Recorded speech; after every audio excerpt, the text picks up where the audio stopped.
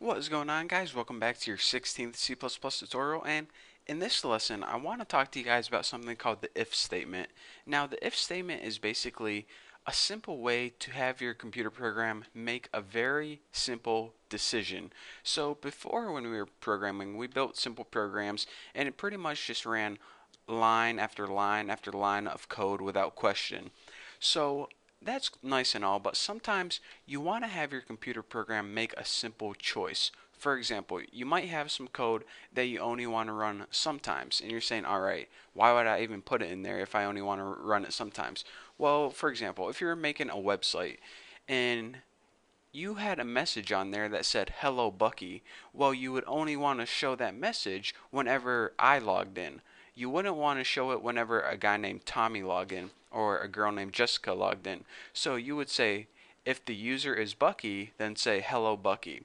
So you can see that unlike before when we just built a program and you ran it from top to bottom, now we have different routes, different choices that our computer program can make. And the basic decision that each computer can make is made using the if statement.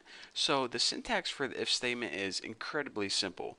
You go ahead and type the keyword if, and in between parentheses right after, you're going to give it a test. Now go ahead and add curly brackets, and if that test is true, then it's going to run the code, whatever you put in here. If it's not true, then it's not going to run the code. So you're going to say, alright, the test is the user Bucky? And the code would be, say hello Bucky on the screen or something like that. So that's a basic example, but of course that isn't real code. So let's go ahead and make a real program that actually works. So what people typically do is they have a variable first of all. So let's go ahead and make int x and set it equal to 10. So now we have a variable equal to 10. They might want to test this to see, is this variable equal to 10? So go ahead and say if x, and now in order to make these simple tests, we use something called comparison operators. And when you're testing numbers, there are 6 different ways you can compare numbers. I know you think, is it equal or not equal? But there's a lot more. First of all, you can test, is x equal to 10? Is x not equal to 10? Is x less than 10, greater than 10, less than or equal to, or greater than or equal to? And let's go ahead and test it besides something other than 10. So we know x is equal to 10. If we want to test if it's the same as 10, we go ahead and write equal 10. And you're saying, alright, first of all, slow down. This doesn't make sense. Why would you not just write if x equals 10? Because that makes sense. Well, the single equal sign is, they already reserved that for setting a value equal to a variable. So if you did this right here, it would think that you were trying to set x equal to 10, and your program's not going to work right. So that's why whenever you're comparing a variable and a value, you need that double equal sign. So this means, alright, test if x is equal to 10, and if it is, let's just go ahead and give it something stupid. Cout OMG I am preggy. That means pregnant in ghetto talk. So let's go ahead and NL, and let's go ahead and run this and see what happens. Build and run, and on the screen it says OMG I am preggy. And why did it do this? Because we had a variable x and it was equal to 10, and then we said, alright, if x is equal to 10, then go ahead and print this out on the screen, and it was, so it printed it out. But if you had something like if x is equal to 87, now we try and build it and run it, you see that our computer program didn't print it out because 10 is not equal to 87. So you're saying, alright, I know how to test whether a value is equal to a variable, but what if I want to test if they're not equal? I want to make sure that these values are not equal. Well, the sign for that is explanation point equal sign. This means, alright, if x is not equal to 87, print this out. And it's going to print it out because, is 10 equal to 87? No, that doesn't even make sense. So it's going to go ahead and print that out. So that's why we get OMG I am preggy. So aside from that, let me go over the basics, less than and greater than. If x is less than 87, is 10 less than 87? Yes. And by the way, whenever we have a test and that test is true, we say true. whenever the test is wrong, we say false. So is 10 less than 87? Yes, 10 is less than 87, so we call this test true. And since it's true, it goes ahead and prints it out. OMG, I am preggy.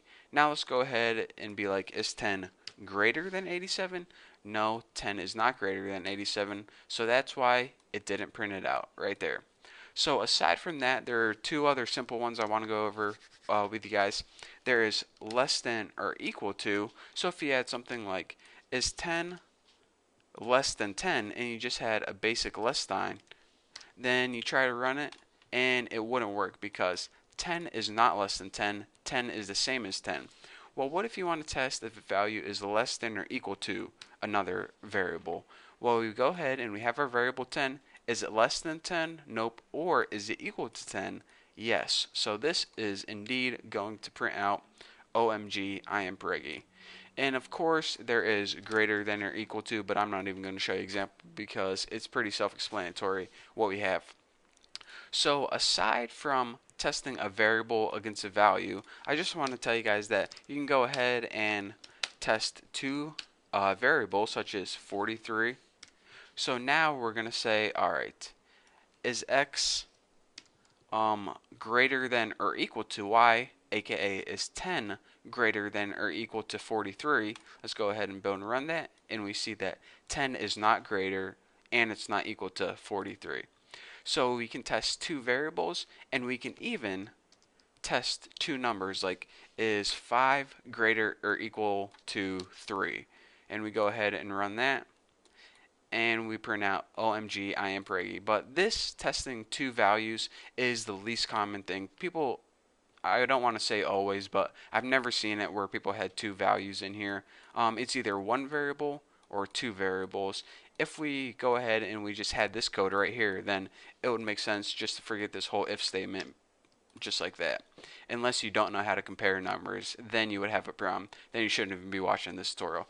But for now, I just wanted to talk to you guys about the if statement and how you can use it to make a basic decision. Again, technical terms, whenever your test is positive, we call that a true test. Whenever your test is negative and it doesn't make sense, we call that false. So the code inside the if block is only going to run when your test is true, as you just saw.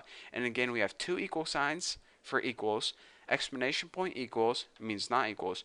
Greater than, less than, greater than, equal to, less than, or equal to. So now you are pro with the if statement. So thank you guys for watching.